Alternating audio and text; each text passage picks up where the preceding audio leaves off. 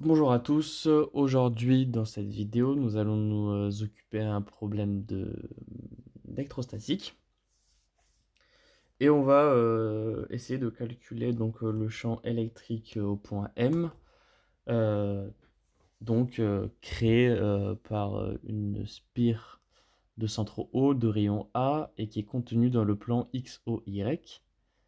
Euh, le point M est placé sur l'axe Z, donc qui a pour coordonnées 0, 0, Z. Et voilà, donc on va essayer de calculer le champ E au point M. Donc, toujours pareil, avant donc, les problèmes d'électrostatique, enfin en tout cas ce qu'il faut faire impérativement en premier, c'est les symétries et les invariances. Alors les symétries pour avoir la direction du champ, les invariances pour déterminer les variables dont va dépendre le champ. C'est très important, surtout que là, on va calculer donc le champ électrique E par la méthode directe.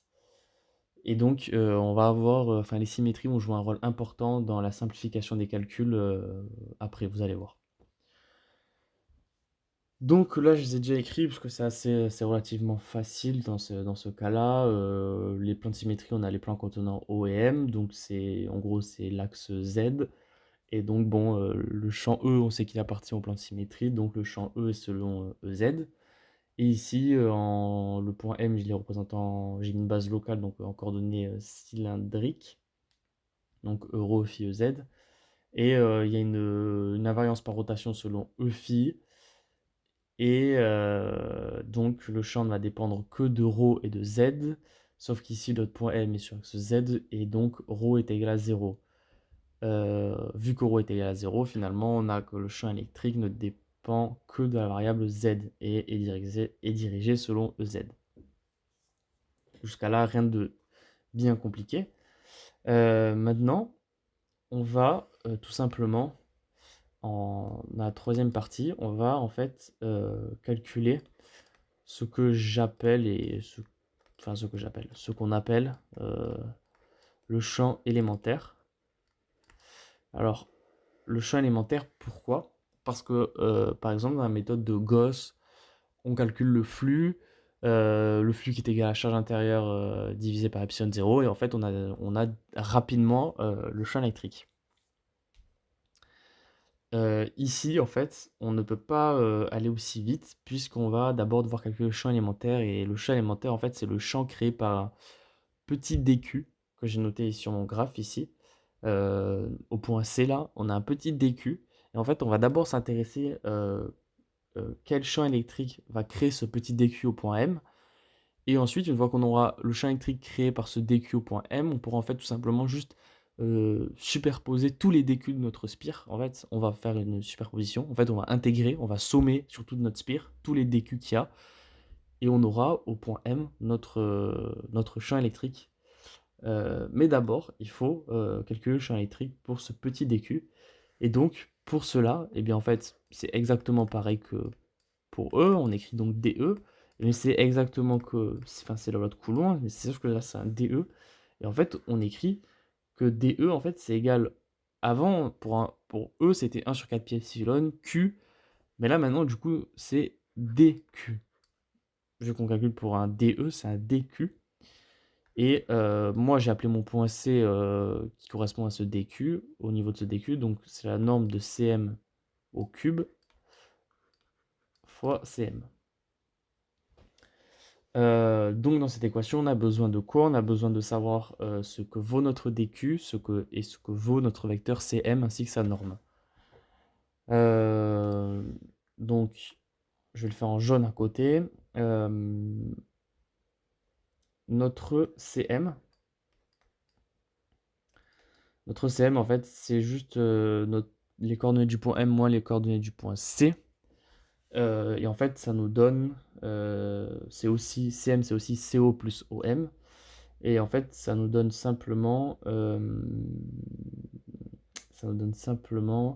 bah alors, on va le faire, du coup, ça fait 0, 0, Z, moins, donc c'est en ρ, il a A, vu que c'est c'est pas ρ, mais c'est A, puisque c'est c'est le rayon de notre spire. A, bon, phi et Z.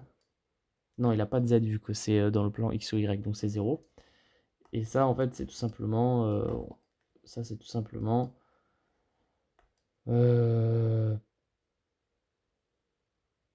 moins A... Ouais, moins A euro plus Z, EZ. C'est notre vecteur CM. La norme du vecteur CM, c'est tout simplement A carré plus Z carré. Et notre DQ, en fait, c'est lambda. En fait, lambda, c'est la densité linéique de charge tout autour de notre spire, en fait.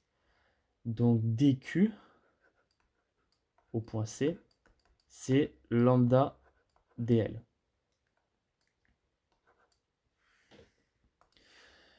On peut réécrire notre équation maintenant qu'on a tout fait. Ça nous donne lambda DL. CM, du coup, c'est A carré plus Z carré. Mais vu que c'est à la puissance 3, ça fait 3 demi. Et CM, du coup, c'est moins A euro plus Z EZ. Très bien. Ce que je vous ai dit en début de vidéo, je ne sais pas si vous vous souvenez, euh, je vous ai dit que tout ce qui était, enfin que notre champ électrique ne dépendait, n'était dans la direction que de EZ. Or, vous voyez ici que notre DE, il y a ici, là on a une composante selon euro. Mais on ne veut pas ça. Les symétries nous obligent à avoir un champ strictement dans la direction de EZ. Donc tout ce qui est selon euro, en fait, on peut tout simplement le supprimer. C'est égal à 0, ça n'existe pas. Et donc ça nous simplifie grandement notre... Enfin, ça nous simplifie, en tout cas. Je ne sais pas si c'est grandement, mais ça nous simplifie. Puisque au final, on se retrouve simplement avec un lambda DL. On a un Z de Z. Et là, bon, bah, là, le dénominateur, il ne change pas. Et en fait, ça, c'est égal à 0. Et donc, en fait, en développant, c'est égal à 0. Donc, il ne nous reste plus que ça. Mais là, il y a un petit truc qui bloque, c'est ce lambda DL. En fait, il faudrait réussir à l'exprimer avec les variables de notre problème, tout simplement. Et en fait, DL, donc là, je vais écrire ici. DL, c'est DL, c'est cette longueur-là. C'est cette longueur-là, le DL. C'est entre les deux petits traits que j'ai marqués. Et en fait, c'est tout simplement le rayon de notre spire fois défi. Et notre rayon de spire, c'est A. Donc, c'est A défi. C'est tout simplement A défi. Et donc, on peut réécrire ici A défi. Du coup, Z de Z. Et là, en fait, on a une forme... comment dire? Là, on a une forme qui nous plaît. Et là, on a envie de faire la superposition. Qu'est-ce que c'est la superposition? C'est tout simplement ce que je vous ai dit là, tout à l'heure. C'est-à-dire qu'en fait, on va intégrer sur toute notre spire. Là, on a calculé ça, en fait, ça, c'est notre DE. Ça, c'est le champ électrique que crée la petite charge que j'ai. Ça, c'est le champ électrique que crée notre DQ au point M. Mais on veut pas la charge, on veut pas DQ, on veut toute notre spire. Ben, tout simplement, on utilise la relation du fait que le champ E au point M, c'est tout simplement l'intégrale de DE au point M. Ça, c'est tout simplement donc l'intégrale de tout ça. Le 1 sur 4 pi epsilon 0, on peut le sortir. Parce que ça reste une constante. Et ça fait tout simplement, lambda, c'est aussi une constante, on peut le sortir. Et finalement, il ne nous reste plus que A, Z sur a carré plus z carré 3 demi. Et là, il nous reste défi EZ. Eh bien, en fait, on se rend compte que là, on intègre par rapport à défi. Mais donc là, on intègre par rapport à défi. Mais en fait, ici, c'est totalement indépendant de défi. Il y a tout ça, en fait, ça ne dépend pas de défi. Donc en fait, on peut tout simplement le sortir de l'intégrale. Si ça ne dépend pas de la variable par rapport à laquelle on intègre, c'est considéré comme une constante. Et donc on peut le sortir. Donc finalement, ça nous donne lambda à z divisé sur 4pi epsilon 0 a carré plus z carré. Mais littéralement, on sort tout. Je veux dire, il reste plus rien d'intégrale. Il reste juste défi. Et défi, on l'intègre de quoi à quoi? Et en fait, défi, c'est tout simplement on l'intègre de 0 à 2pi. Et en fait, cette intégrale, elle est égale à 2pi. Et bah là, on a fini le calcul en fait. Puisque ça nous donne 2pi. Ça nous donne du lambda à z fois 2pi. Donc 2pi l'intégrale. Le tout divisé par 4pi epsilon 0 a carré plus z carré puissance. Oula. Puissance 3 demi. Hein. Bon, c'est toujours pareil, ça bouge pas. EZ. Et ça, c'est notre champ E. Ça, c'est notre champ E. Et là, on a fini. Il n'y a rien d'autre à faire. On a notre champ E au point M. Il y a quelque chose qu'on pourrait faire encore. C'est-à-dire qu'en fait, on pourrait écrire...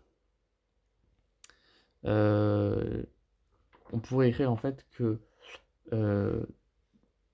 on peut laisser comme ça. Il n'y a pas de souci. Mais on pourrait aller plus loin en écrivant qu'en fait, la charge totale de notre spire, c'est l'intégrale sur le contour de lambda dl. Et ça, en fait, c'est lambda, donc c'est notre contour intégré. Et si on intègre le contour, un petit dl sur tout notre contour, en fait, c'est tout simplement la surface de notre spire, en fait. La surface d'une spire ou d'un cercle, bah, c'est 2pi r. Ici, notre r, c'est a. Donc finalement, ça nous donne 2pi a. Et ça, c'est égal à q tot, en fait. Et donc, en fait, on pourrait réécrire notre champ E de M. En fait, ça dépend de l'énoncé, si on vous dit en fonction de Q tot ou pas. Enfin, Q tot, c'est Q total. Hein. Si on vous dit en fonction de Q total ou pas, enfin, ça dépend de ce qu'on vous demande, mais en soi, ce que j'ai encadré, c'est le résultat. Donc, en fait, on pourrait écrire aussi E de M. Donc, 2pi A lambda, c'est notre Q tot. Donc, en fait, on aurait Q tot. On aurait Q tot ici. Fois donc fois z, il ne resterait plus que z, et tout le reste qui ne change pas, bien sûr. Et voilà. Donc là, on a une autre forme du champ électrique. Là, on l'a en fonction de la charge totale de la distribution de charge. C'est pas... Enfin, je veux dire, il n'y a pas de... Le premier résultat qu'on avait trouvé, c'était très bien. Enfin, la question, c'était calculer le champ électrique au point M. On l'a eu. Hein. Enfin, bien sûr, si vous laissez comme ça, vous simplifiez le 2pi avec le 4pi en dessous. Enfin, voilà. J'ai laissé exprès comme ça pour vous mettre en évidence la charge totale à la fin.